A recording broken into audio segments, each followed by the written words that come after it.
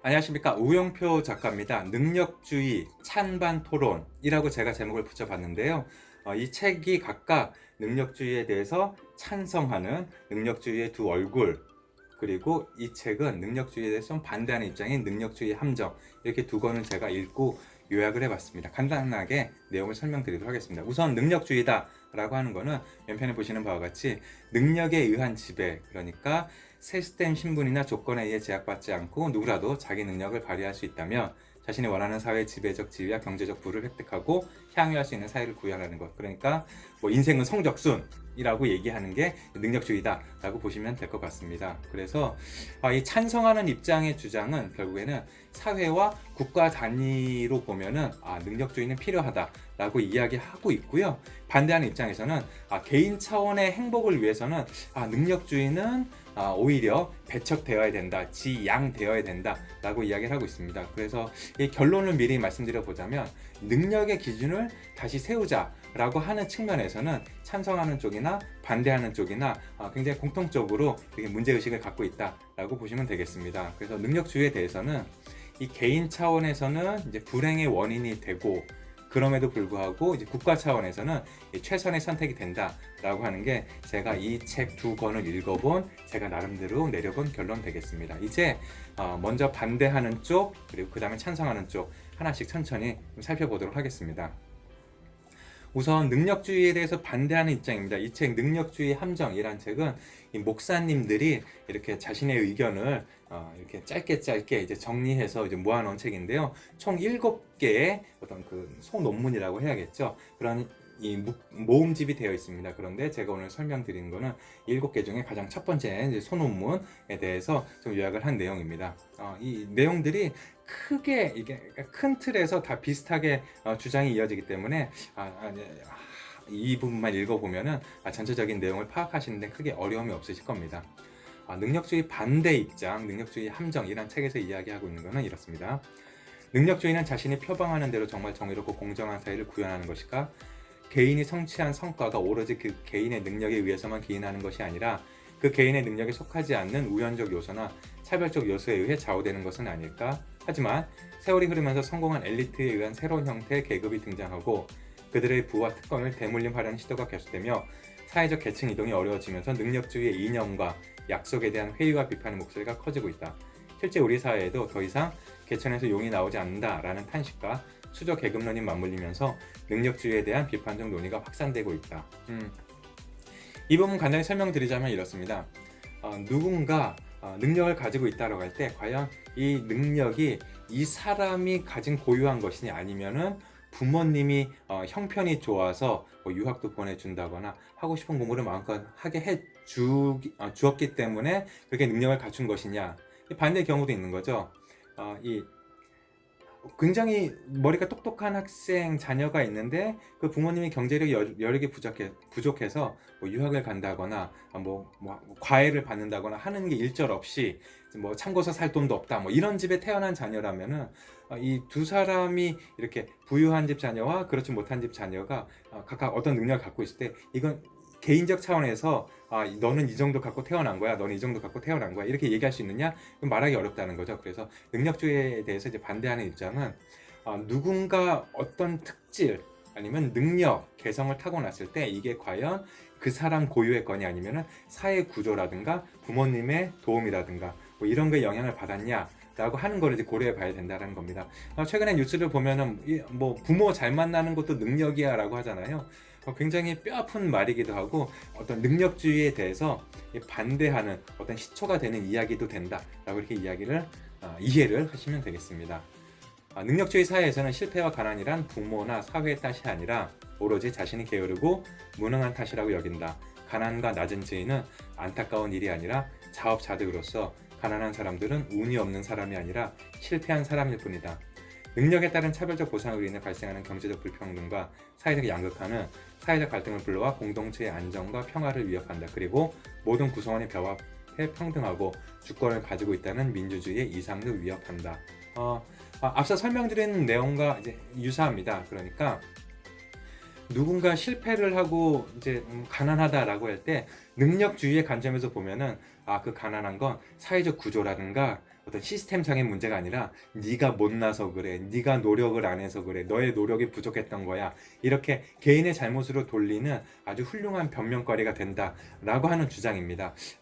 제가 얼마 전에 소개시켜 드렸던 노력의 배신이라는 책을 요약한 영상을 보시면은 이와 굉장히 비슷한 내용이 나옵니다. 그러니까 우리 사회는 개인의 노력에 대해서 무엇이든 할 수 있다라고 그렇게 강요하는 사회적 분위기가 형성되어 있다라는 점인데요. 그와 연결되어서 여기서도 누군가 실패하고 가난한 거는 이건 무조건 네 잘못이야, 네 능력이 부족한 탓이야, 네가 노력을 안 해서 그런 거야 라고 그렇게 이야기하고 있기 때문에 이건 좀 문제가 있다 라고 이제 비판적 시각에서 접근하고 있다라는 점을 볼 수가 있겠습니다.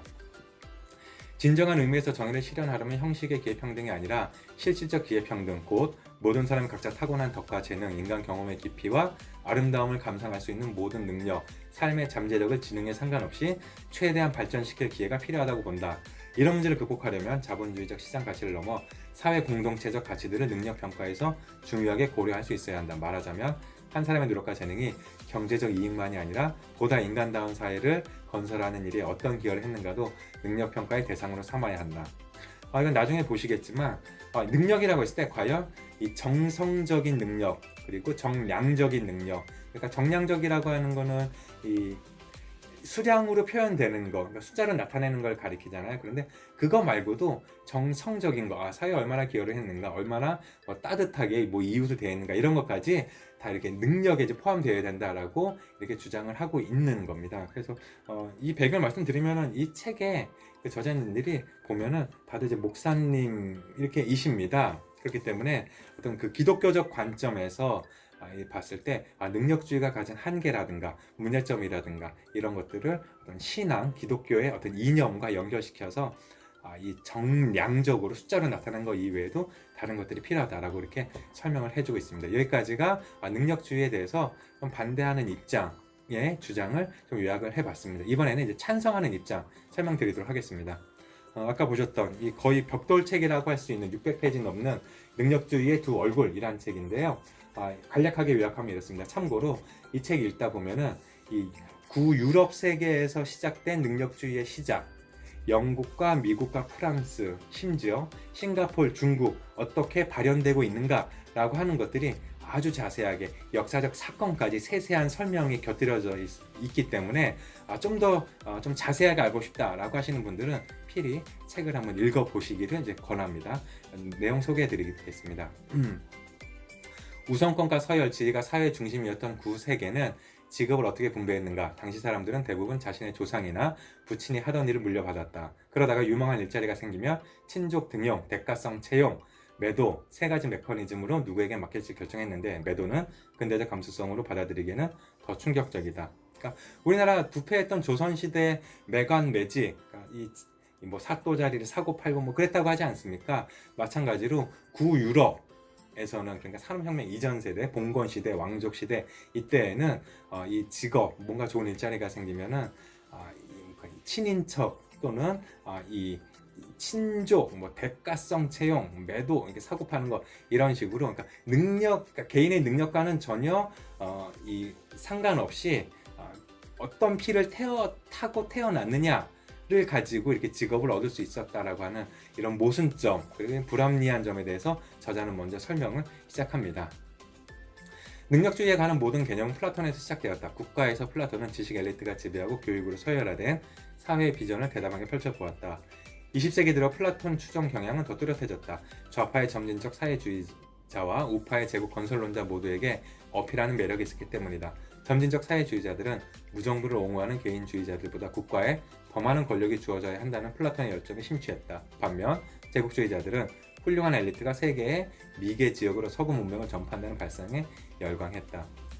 플라톤의 국가, 이 책에 설명이 나오는데요. 간략하게 요약하면은 이 뛰어난 인재를 아예 어린 아이일 때부터 국가 차원에서 체계적으로 교육을 잘 시켜서 거의 한 40세, 50세 될 때까지 잘 이렇게 교육과 경험을 시켜준 다음에 국가 지도자로 세워야 된다라고 하는 게 플라톤의 국가에서 주장한 내용의 일부분입니다. 그래서 이 사상에 대해서 좌파, 우파, 공히 굉장히 두 손 들고 환영했다라고 하는 건데요. 이 좌파의 입장에서는 이 국가의 역할에 대해서 이제 요람에서 무덤까지 모든 걸 다 해줘야 된다. 국가의 어떤 권한이 더 커져야 된다라고 그렇게 생각을 하지 않습니까? 그래서 국가가 어떤 한 사람에 의해서 전 기능을 다 수행할 수 있도록 하는 어떤 국가 시스템에 대해서 좌파는 이제 환영한다라고 하는 입장이었고요. 우파의 경우에는 시장 경제 확장.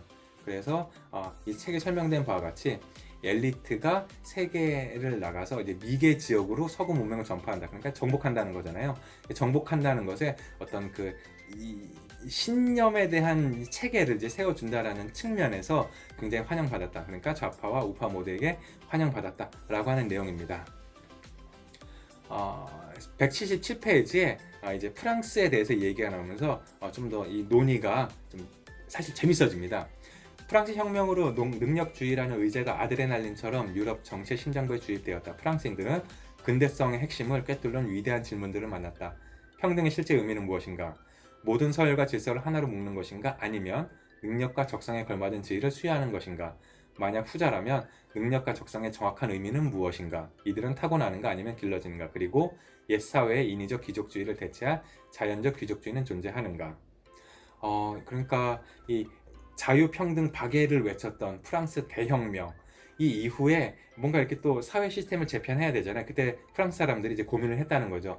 능력대로 이렇게 배치, 그러니까 그 당시에 웬만한 귀족이라든가 왕족이라든가 단두대에 올라가지 않습니까? 그래서 새로 이렇게 사람을 배치해야 되는데 과연 뭘 기준으로 할 것인가? 이제 프랑스 사람들이 굉장히 고민이 깊어졌고, 이때 능력주의의 어떤 그 이념이 사람들에게 전파되기 시작했다라고 하는 배경 설명입니다. 그 밑에 그 세 줄은 굉장히 공감이 많이 가고 저자가 굉장히 통찰력이 있구나라고 이제 감탄했던 부분이라서 한번 옮겨와 봤는데요. 계몽 사상가들이 원한 건 부자로 태어난 사람보다 똑똑하게 태어난 사람에게 사회를 맡기는 것이었다. 이 나라에 부족한 건 인재가 아니라 인재에게 돌아갈 지위와 일자리다. 이 계몽 사상가, 프랑스 대혁명 이때 시기에 생각했던 내용이라고 하는데요. 지금 우리나라에도 지금 적용이 되는 것 같습니다. 그 선거 때마다 그 유명한 이 나라에 돈이 부족한 게 아니다, 도둑이 너무 많다라고 하는 구호 있지 않습니까? 지금도 그렇고 옛날 유럽도 그렇고 사람 사는 건 다 비슷한 것 같습니다. 그래서 공감이 아주 많이 가서 한번 옮겨와 봤습니다. 지금까지 우리는 능력주의 혁명을 주로 좌파가 주도하는 모습을 봐왔다. 노동자 계층의 기회를 선사하고 과학적 방법에 근거해 사회적 지위를 분배하며 남학생뿐만 아니라 여학생에게도 기회의 문을 확장하길 원한 건 모두 좌파 정당이었다. 하지만 1930년대부터 좌파는 자신들이 배출한 엘리트의 등을 돌리기 시작했다.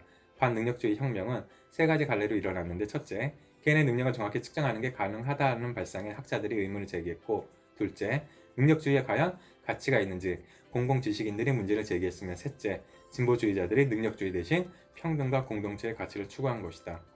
그러니까 배경 설명은 이렇습니다.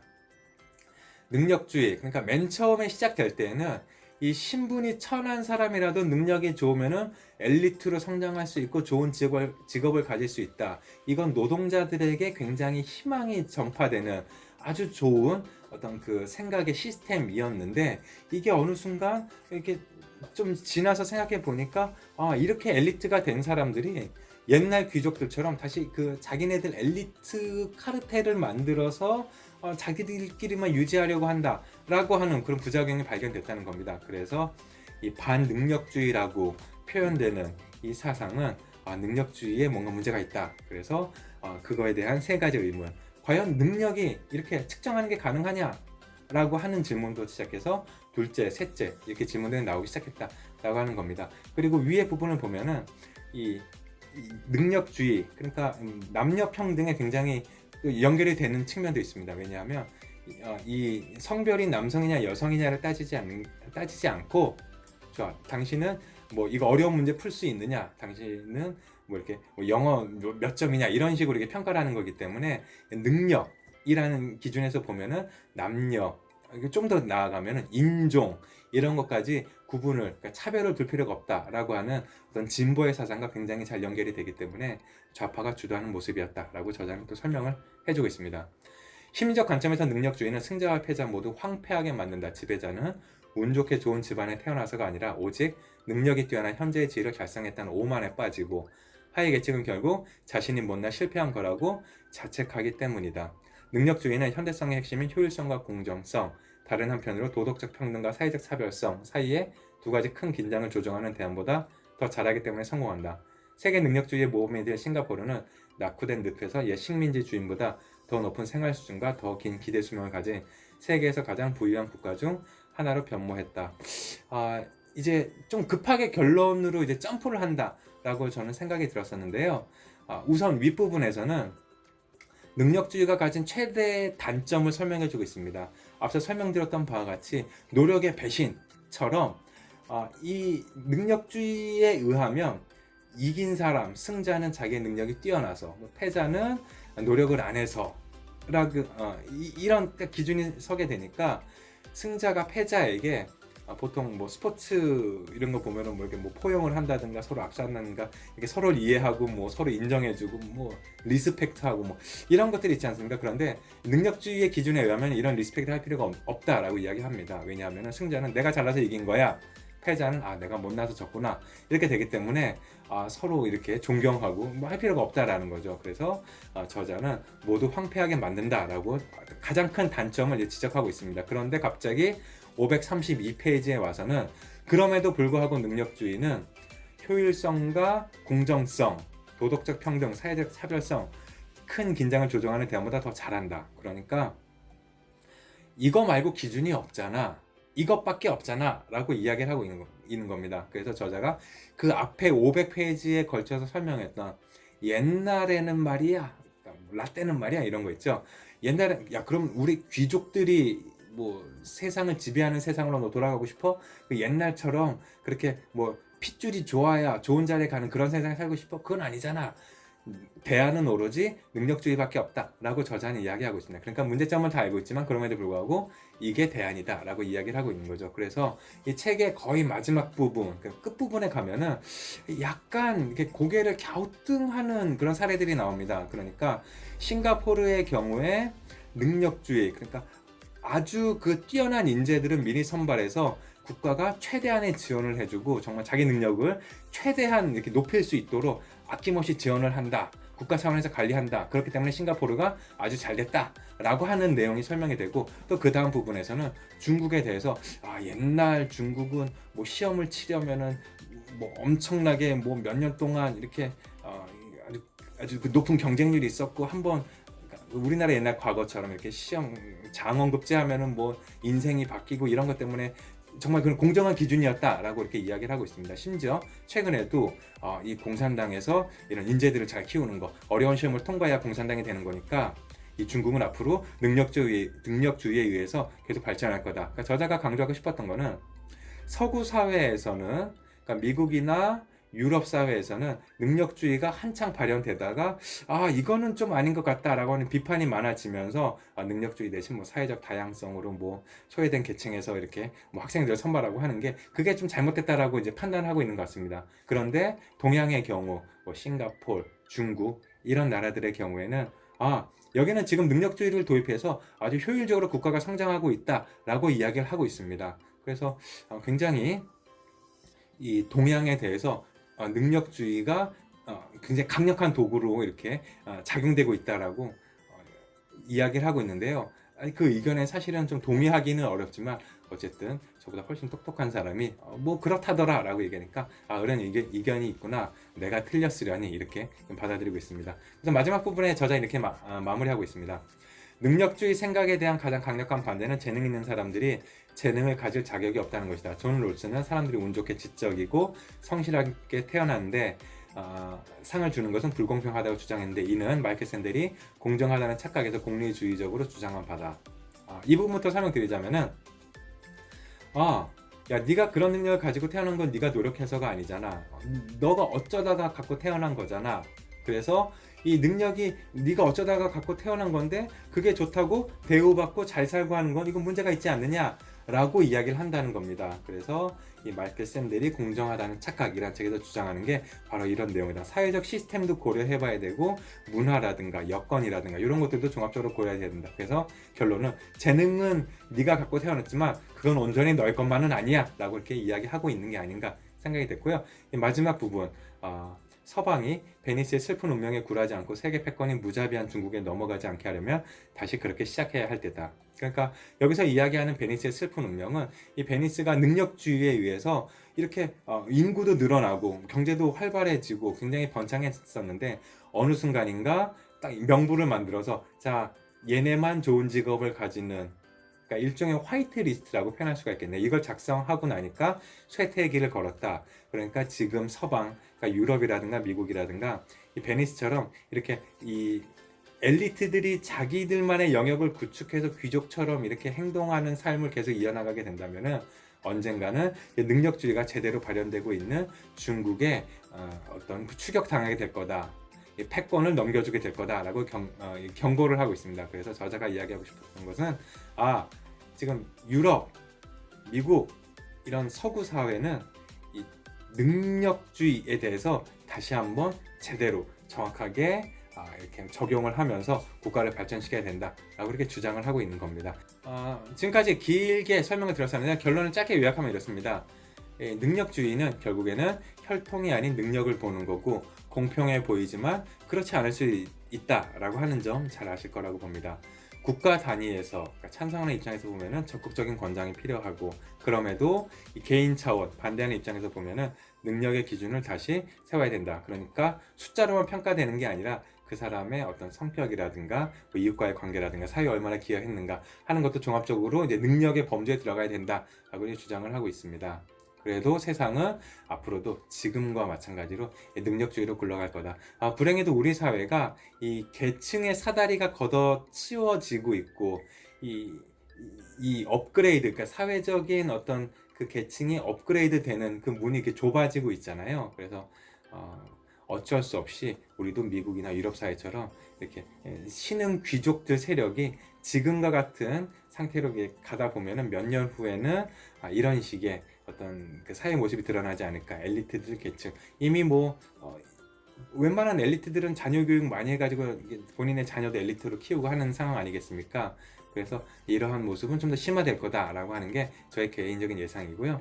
책값을 보면은 이 능력주의 두 얼굴, 이 벽돌책은 27,800원, 그리고 능력주의 함정이라는 책은 17,000원 이렇습니다. 그래서 이 책을 다 사서 보겠다라고 하면은 대략 45,000원 이렇게 되는데요. 이 제 짧은 대략 한 20분 정도 될 텐데 45,000원을 좀 아끼시는 좋은 기회가 되기를 바라겠습니다. 자, 좋아요와 구독 하시면 좋겠습니다. 안 하시면 나중에 동영상 찾아오시기 어려우니까요. 한번 부탁드리겠습니다.